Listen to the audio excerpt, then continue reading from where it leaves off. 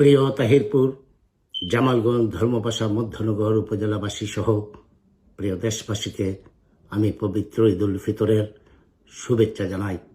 ঈদ মোবারক। দীর্ঘ এক মাস শ্যাম সাধনার পর আগামীকাল সারা দেশে পবিত্র ঈদ উল ফিতর উদযাপন হতে যাচ্ছে। আশা করি শত দুর্যোগের মধ্যেও আপনারা পবিত্র মাহে রমজান শেষে ঈদের আনন্দ ভাগাভাগি করে ঈদ উদযাপন করবেন।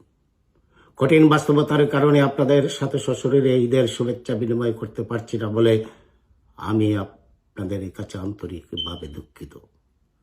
আপনারা জানেন দেশ এক ক্রান্তিকাল অতিক্রম করছে, যার কারণে হাজার হাজার নিরপরাধ আওয়ামী লীগের নেতাকর্মীরা কারাগারে, হাজার হাজার নেতাকর্মী দেশ থেকে দেশান্তরে ঘুরে বেড়াচ্ছে।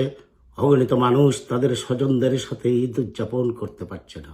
স্বাধীনতার 53 বছরের মধ্যে কখনো মানুষ এমন অমানবিক পরিস্থিতির সম্মুখীন হয়নি। দখলদার ইউনূসের দুঃশাসন মানুষের জীবন থেকে শুধু ঈদের আনন্দটুকুই কেড়ে নেয় নাই, মানুষের জীবন দুর্বিষহময় করে তুলেছে। সারা দেশের মানুষের মতো আপনারাও এক ভয়াবহ নিরাপত্তাহীনতায় দিন যাপন করছে। রাস্তাঘাটে মানুষের নিরাপত্তা নেই, প্রতিটি জায়গায় চলছে ছিনতাই, রাহাজানি, ধর্ষণ, মব জাস্টিসের মতো ভয়াবহ সামাজিক ব্যাধি।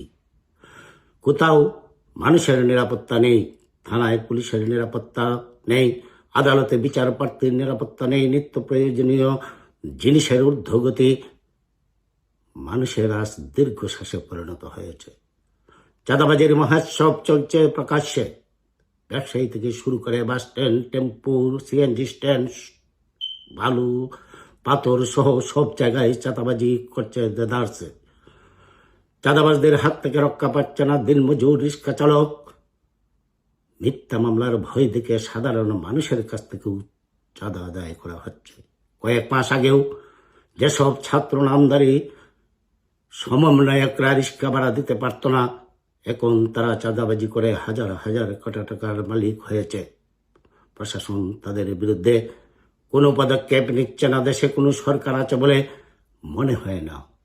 এজন্য এক ভয়ঙ্কর দুঃস্বপ্নে দিন কাটাচ্ছে মানুষেরা। আমাদের মহান স্বাধীনতা দিবসে মানুষ শহীদ মিনারে শ্রদ্ধা জানাতে পারেনি। আমাদের অনেক শহীদ মিনার ছত্তরে তালা দিয়ে রেখেছিল অবৈধ দখলদার সরকার। 30 লক্ষ শহীদ, 2 লক্ষ মা বোনদের সম্ভ্রমের বিনিময়ে অর্জিত আমাদের স্বাধীনতাকে অস্বীকার করে ভয়াবহ এক অপচেষ্টা চালিয়ে যাচ্ছে। 71-এ মুক্তিযুদ্ধে যারা এই দেশকে স্বাধীন করেছে, সেই মহান মুক্তিযোদ্ধা বীর সন্তানদের বিভিন্নভাবে অপমানিত, লাঞ্ছিত করা হচ্ছে। মুক্তিযুদ্ধের ইতিহাসকে বিকৃত করার অপচেষ্টা চালানো হচ্ছে।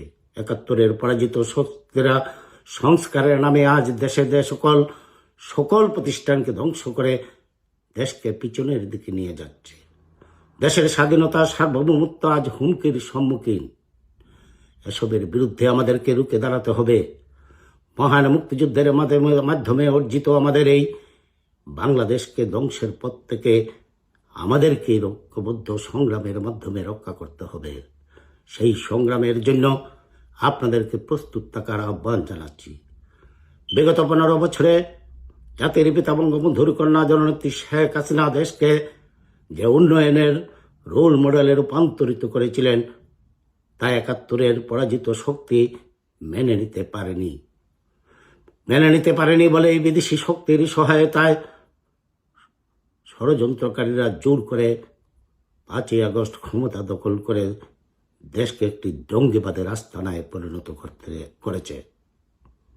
এসবের বিরুদ্ধে আমাদেরকে ঐক্যবদ্ধ হতে হবে।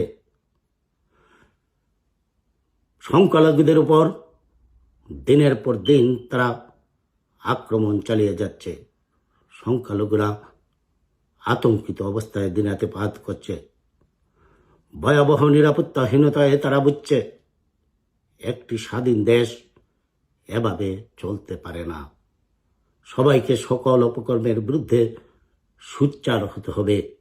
আসুন আমরা সবাই মিলে জাতির পিতা বঙ্গবন্ধুর কন্যা জননেত্রী শেখ হাসিনার নেতৃত্বে এই দখলদার ইউনূস গংদের বিরুদ্ধে আন্দোলন সংগ্রাম করে একটি স্বপ্নের সোনার বাংলা বিনির্মাণ করে একটি উন্নত সমৃদ্ধশালী বঙ্গবন্ধুর সেই স্বপ্নের সোনার বাংলা আমরা গড়ে তুলি।